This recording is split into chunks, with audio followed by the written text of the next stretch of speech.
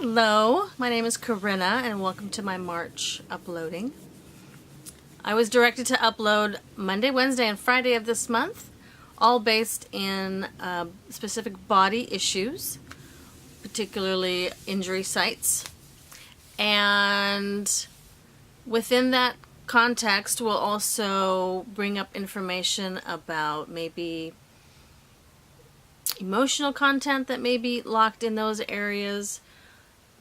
If the area that I'm discussing may be a chronic area for you, hopefully you'll be given some insight as to other ways of thinking about the issue more than just locally. And we'll give you as much information as we can about that area to give you things to think about, empower you to get healthy, instruct you on some self-care, and ultimately we just want you to feel better, get better, and be more in charge of knowing why things are going on. So I look forward to this month with you, and let's begin.